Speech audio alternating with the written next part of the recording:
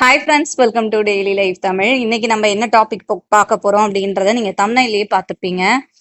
கோல்டை பத்தி தான். அப்படி கோல்டு அப்படின்னாலே எல்லாருக்கும் ஐயோ கோல்டா அதெல்லாம் நினைச்சு பார்க்க முடியுமா அப்படின்ற மாதிரி தான் இருக்கு. பட் நம்மலாம் இப்படி நினைச்சுக்கிட்டு இருந்தோம். ஆனா இப்ப ஒரு குட் நியூஸ் என்னன்னா, அமெரிக்காவில் இருக்க ஒரு பொருளாதார நிபுணர் தங்கத்தோட விலை அப்படியே குறையும் அப்படின்னு சொல்லி ஒரு சூப்பரான நியூஸை கொடுத்துருக்காரு. அதுதான் இப்ப ஃபுல்லா வைரல் ஆயிட்டு இருக்கு. சரி, அப்படி தங்கத்தோட விலை கண்டிப்பா குறையுமா அப்படின்னா எங்களுக்கு தான் சந்தோஷம் தான் அப்படின்ற மாதிரி இருக்கு. ஸோ இதை பத்தி இன்னும் நம்ம விரிவா கேட்கலாம் நம்ம அருள்ராஜன் சார் கிட்ட. வணக்கம் சார். வணக்கம் சார். இப்போ அந்த தங்கத்தோட விலை அதிரடியா குறையும். ஏன்னா பாத்தீங்கன்னா தங்கம் பயங்கரமா போயிட்டு இருக்கு. ஒரு கிராம் 9,000 கிட்ட போயிருச்சு. ஒரு சவரன் பாத்தீங்கன்னா 60,000 கிட்ட அப்படி தாண்டி போயிட்டு இருக்கு. பட் ஆனா இப்ப என்ன சொல்லியிருக்காரு, அமெரிக்காவில இருக்க ஒரு பொருளாதார நிபுணர் 38% தங்கம் அப்படியே குறையும். ஒரு சவரன் 30,000 வாங்குவீங்க, கவலைப்படாதீங்க அப்படின்ட்டு ஒரு குட் நியூஸ் சொல்லியிருக்காரு. இப்போ இது எந்த அளவுக்கு உண்மை, இது அந்த அளவுக்கு உலக நிலவரம் இருக்கா சார்? பொதுவா கோல்டு அப்படின்றது ஏத்தத்துக்கான காரணங்கள் அப்படின்னு பார்க்கும்போது நிச்சயமற்ற தன்மை, உலக பொருளாதாரத்தில் நிச்சயமற்ற தன்மை தொடரும் வரை கண்டிப்பாவே தங்கத்தின் விலை ஏறிக்கிட்டு தான் இருக்கும் அப்படின்றதுதான் அடிப்படையான விஷயம். அப்போ உலக பொருளாதாரம் இன்னமும் நிச்சயமற்ற தன்மையில இருக்கு. இப்ப ட்ரம்ப் அவர்கள் எடுத்து போட்டிருக்கிற அந்த டேரிஃப் வார் அப்படின்றதும் அந்த நிச்சயமற்ற தன்மை இன்னும் அடுத்த கட்டத்துக்கு எடுத்துட்டு போயிடுச்சு. இந்த மாதிரி ஒரு சூழல் இருந்துகிட்டு இருக்கு. அதே நேரம் தங்கம் ஏறதுக்கான மற்றொரு காரணம் அப்படின்னு பார்க்கும்போது, இப்ப ட்ரம்ப் செய்யக்கூடிய இந்த வேலைகள்னாலும் திடீர்னு இப்ப எல்லாமே அவங்க சாங்ஷன் போட்டு டாலர்ல இன்வெஸ்ட் பண்ணதெல்லாம் நிறுத்தி வைக்கிறாங்க, பிடிச்சி வைக்கிறாங்க. இந்த மாதிரி எல்லாம் வேலை பண்ணும்போது எல்லா நாடுகளுமே எதை பத்தி யோசிக்க ஆரம்பிக்கிறாங்க. ஒருவேளை நம்ம இந்த மேபினும் ரஷ்யா மாதிரி நாடுகளுக்கு, ஈரான் மாதிரி நாடுகளுக்கு அவங்க சாங்ஷன் போட்டு அந்த நாட்டுடைய பொருளாதாரத்தை ஒரு ஸ்டாண்ட்ஸ்டில் கொண்டு வரதுக்கான ஒரு முயற்சியில ஈடுபட்டதை பார்த்தோம். அப்போ இவங்க டாலர் ஸ்ட்ராங்கா இருக்குது, ஒரு இன்டர்நேஷனல் கரன்சி. ஸோ இந்த மாதிரி ஒரு நிலைமையில மற்ற நாடுகளும் கொஞ்சம் யோசிக்க ஆரம்பிச்சாங்க. டாலரை நம்பி நம்ம இருக்கும்போது நம்ம நாட்டுக்கும் இந்த மாதிரியான ஒரு நிலைமை எப்போது வருமா, இதை வச்சு நம்மள பிளாக் மெயில் பண்ணுவாங்களோ அப்படின்ற ஒரு எண்ண ஓட்டம் எல்லா நாடுகளுக்கும் வர ஆரம்பிச்சதும் ஒரு முக்கியமான ஒரு விஷயம். அதனால என்ன பண்ண ஆரம்பிச்சாங்க, டாலருக்கு இணையாக வேற எதுல போய் நம்ம பணத்தை முதலீடு பண்றது. இப்ப டாலர் ஒரு international currency, liquid currency, reliable currency, strong currency எல்லாமே சொல்லிட்டு இருக்கிறோம். இப்ப இதுக்கு இணையா வேற எதை நம்பி வேலை பார்க்கறது அப்படின்னு போது கண்ணுக்கு முன்னாடி வரக்கூடிய ஒரு விஷயம் தான் கோல்டு. ஸோ இந்த கோல்டு அப்படின்னு பாத்தீங்கன்னா 2022, 23, 24 அப்படின்னு சொல்லக்கூடிய இந்த 3 வருடங்களும் முக்கியமா சொல்லக்கூடிய நாடுகளில் இருக்கக்கூடிய சென்ட்ரல் பேங்க்ஸ், மத்திய வங்கிகள், நம்ம நாட்டில் இருக்க ரிசர்வ் பேங்க் மாதிரி அந்த மாதிரியான மத்திய வங்கிகள் எல்லாமே என்ன பண்ண ஆரம்பிச்சாங்க, கோல்டை வாங்க ஆரம்பிச்சாங்க. இப்போ அவங்க கோல்டு வாங்குதல் அப்படின்றது 2022, 23, 24 இந்த 3 வருஷத்துலயுமே பாத்தீங்க அப்படின்னா ஒவ்வொரு வருஷமும் அவங்க 1000 டன் கோல்டுக்கு மேல வாங்கினாங்கன்றதா செய்தி.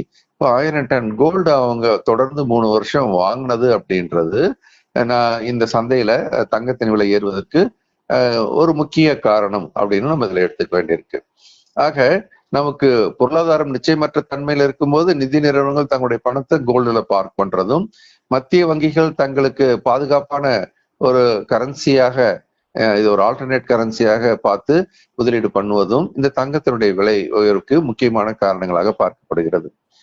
அதே மாதிரி இந்த பொருளாதார சிக்கல்கள் வரும்னு எதிர்பார்த்த நிதி நிறுவனங்கள் எல்லாருமே பங்கு சந்தையிலிருந்து பணத்தை எடுத்து, எப்படி நம்ம முன்னாடி பங்கு சந்தையிலிருந்து பணத்தை எடுத்து அவங்க கொண்டு போய் சைனால இன்வெஸ்ட் பண்றாங்க அப்படின்லாம் நம்ம சொல்லி, அதே மாதிரி பங்கு சந்தையில இருந்து பணமானது தங்கத்தை நோக்கி நகர்வது என்பதும் கூடுதல் நகர்வுக்கு காரணமாக நம்ம எடுத்துக்கலாம். இந்த மாதிரி தங்கம் ஏறிட்டு இருக்குது. இப்ப இறங்கும் அப்படின்னு ஒரு செய்தி. ஓகே, சொன்னவர் ஜான் மில்ஸ் அப்படின்றவர். அவர் மார்னிங் ஸ்டார்ன்ற கம்பெனில ஒரு அனலிஸ்டா இருக்கிறாரு. அவரோட அனாலிசிஸ்ல பிரகாரம் பார்க்கும்போது தங்கம் ஏற்கனவே ஒரு உச்சத்துக்கு போயாச்சு, அதனால இனிமேல் தங்கம் இறங்குவதற்கான வாய்ப்பு உண்டு அப்படின்னு அவர் சொன்னார். ஜான் மில்ஸ் சொல்றது என்ன அப்படின்னா, ஓவர் நைட் உடனே இறங்கிட போறது இல்லை, நம்ம ரொம்ப சந்தோஷப்பட்டுக்கலாமா இல்ல. அவர் சொல்றது என்னன்னா 5 வருஷத்துல படிப்படியா குறையும். 5 வருஷத்துல எப்படி படிப்படியா குறையும்? இப்ப தங்கம் விலை உச்சத்துல இருக்கு, ரொம்ப ஏறுமுகமா இருக்கு. அதனால தங்கத்தை உற்பத்தி பண்ற அந்த மைனிங் நிறுவனங்கள், பூமியில இருந்து தோண்டி எடுக்கிறாங்க இல்லையா, அந்த மைனிங் நிறுவனம் இப்ப ஜரூரா வேலை பார்க்க ஆரம்பிச்சிட்டாங்க. ஓகே ஓகே நிறைய தங்கம் முடிஞ்ச வரைக்கும் நம்ம ப்ரொடக்ஷனை கூட்டுவோம் அப்படின்னு அவங்க ப்ரொடக்ஷனை கூட்டுறதுக்கான எல்லா முயற்சியிலும் ஈடுபட்டு தங்கம் பாத்தீங்க அப்படின்னா சமீபத்துல வரக்கூடிய செய்திகள் மைனிங் வந்து கிட்டத்தட்ட 9% கூடுதல் உற்பத்தியை பண்ண ஆரம்பிச்சிருக்கிறாங்க அப்படின்றது ஒரு தகவல். ஸோ அதன் அடிப்படையில பார்க்கும்போது சப்ளை கூட ஆரம்பிக்கும். அதாவது தங்கத்தினுடைய எப்போ விலை ஏறுது அப்படின்னு பாத்தீங்கன்னா அங்க சப்ளை குறைவாகவும் டிமாண்ட் அதிகமாகவும் இருக்கும்போது, வரக்கூடிய சப்ளை தாண்டி டிமாண்ட் அதிகமா இருந்தா விலை ஏறிட்டே இருக்கும். ஆனா வரக்கூடிய நாட்கள்ல என்ன நடக்க போகுது அப்படின்னு பார்க்கும்போது இந்த மைனிங் கம்பெனிஸ் எல்லாமே அதிகமான தங்கத்தை உற்பத்தி பண்ணும்போது சப்ளை அதிகமாக உள்ள வரும். அப்ப சப்ளை அதிகமாக உள்ள வரும் அப்படின்னு சொன்னா விலையானது டிமாண்ட் குறைஞ்சி இறங்க ஆரம்பிக்கும் அப்படின்றது ஒரு காரணமாக பேசப்படுகிறது.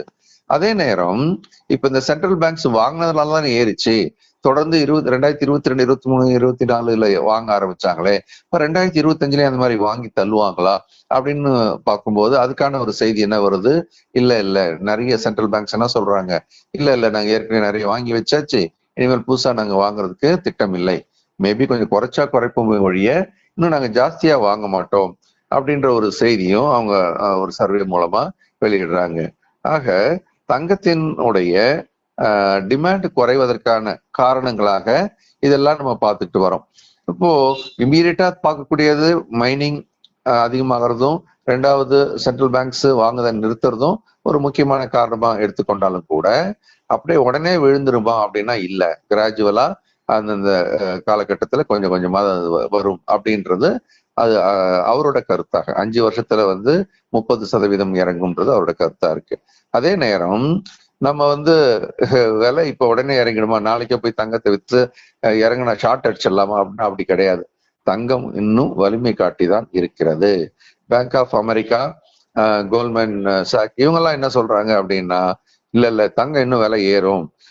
அதாவது இமீடியட்டா இப்ப இருக்கிற காலகட்டத்துல நீங்க தங்கத்தை எடுத்தீங்க அப்படின்னா இன்னைக்கு தேதிக்கு இப்ப என்ன விலையில அது வியாபாரம் ஆயிட்டு இருக்கு அப்படின்னு பார்க்கும்போது நம்ம ஆஸ் ஆஃப் நவ் அப்படின்னு பாத்தீங்கன்னா $3120 பெர் ரவுண்ட்ஸ்ல வியாபாரம் ஆயிட்டு இருக்கு. இதான் வந்து ஜான் மில்ஸ் என்ன சொல்றாரு, இது வந்து $1820 வந்துடும், 3000 இருந்து 1820 வந்துரும்னு சொல்றாரு. ஆக்சுவலா அவர் 29ஆம் தேதி வெளியிட்ட அறிக்கை இது. அந்த அறிக்கைக்கு அப்புறம் பாத்தீங்கன்னா இந்த ஒரு வார காலத்தில் அப்படின்னு பாத்தீங்கன்னா தங்கம் என்ன பண்ணிருக்கு, ஏறுமுகமா தான் இருக்கிறத நம்ம பாக்குறோம்.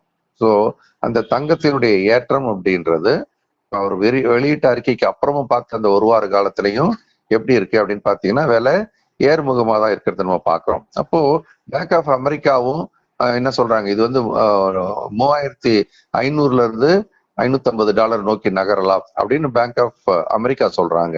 இப்ப இருக்கிற அந்த $3120 இருந்து அது எங்க போலாம், 3500 550 நோக்கி போகலாம்.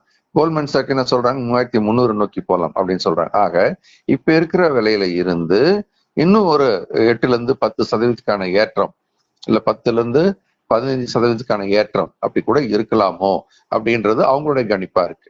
ஆனா நம்ம சார்ட் பிரகாரம் பார்க்கும்போது அது இன்னும் ஒரு ஸ்ட்ராங் அப் ட்ரெண்ட்ல தான் இருக்கிறத நம்ம பாக்குறோம். ஸோ நம்ம எல்லா good news and bad news எல்லாமே எதிர வெளிப்பட்டுடும், அதனுடைய சார்ட்ல வெளிப்பட்டுடும் அப்படின்றது. சார்ட் ரீட் பண்ண கத்துக்கணும், இன்ஸ்டிடியூஷன்ஸ் எப்படி பிஹேவ் பண்றாங்க அப்படின்றத கத்துக்கணும். ஏன்னா இன்ஸ்டிடியூஷன்ஸ் தான் இந்த விலையை ஏத்துறாங்க. அப்ப இன்ஸ்டிடியூஷன்ஸ் இந்த விலையை என்ன பண்ணுவாங்க அப்படின்னு பாத்தீங்கன்னா இப்போதைக்கு $2950 பெர் ரவுண்ட்ஸ் கீழே விட மாட்டாங்க அப்படின்றது நான் உங்களுக்கு ஒரு செய்தியா சொல்றேன். அதே மாதிரி ஒருவேளை இது இறங்கினாலும் கூட நான் சொன்ன $2950 பெர் அவுன்ஸ் இந்த இடத்துல இன்ஸ்டிடியூஷன்ஸ் வந்து ஸ்ட்ராங்கா விழுந்தாலும் வாங்குவார்கள். அதனால உடனே விழுந்துரும்னு நீங்க எதிர்பார்க்காதீங்க.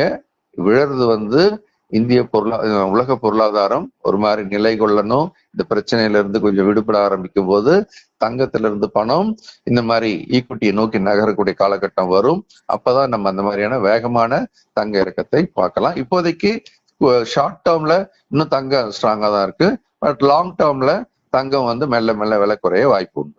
Okay sir. ஸோ அப்போ வந்து இப்போதைக்கு இறங்காது அப்படின்றது வந்து உலக நாடுகளோட இதெல்லாம் வச்சு சொல்லும் பொழுது நீங்க சொல்றீங்க.